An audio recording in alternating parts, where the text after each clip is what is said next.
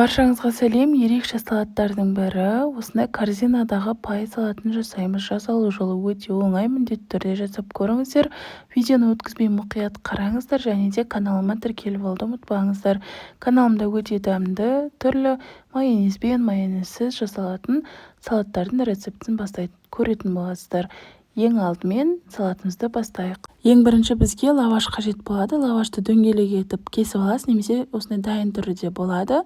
Сосын үстіне бетіне жұмыртқа жағып, духовкаға 5 минут 10 минутқа 180 градуста қыздырып аласыздар. Қып-қызыл болып өзі формасын ұстап қататын болады. Келесі кезекте тауық етін осылай арнайы маринадтап қуырып аламыз. Маринадтау жолын сіздерге описание бөліміне төменге жазып қалдырамын. Өте оңай. Келесі кезекте қиярымызды 4 бұрышты етіп турап саламыз. Маринадтаған тауық етімен дәмді болып шығады. Сосын жұмыртқамызды саламыз. Бұл жерде мен 4 жұмыртқаны пайдаландым.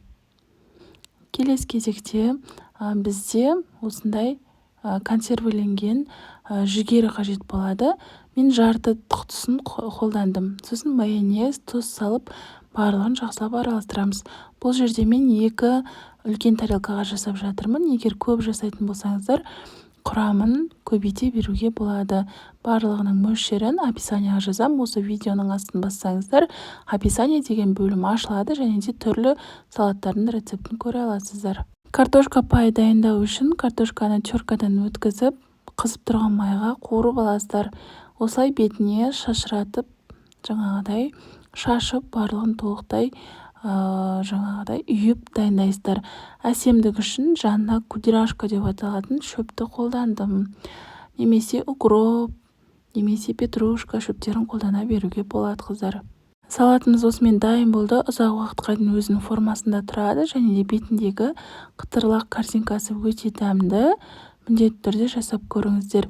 Сонымен қатар осы видео ұнаса, төменгі жақта поделиться деген бөлім тұр. Соны басып, WhatsApp желісінде чаттарға, құрбыларыңызға, апаларыңызға жіберіп қойыңызды сұраймын. Міндетті түрде дайындап көріңіздер. Каналыма тіркеліп алуды ұмытпаңыздар.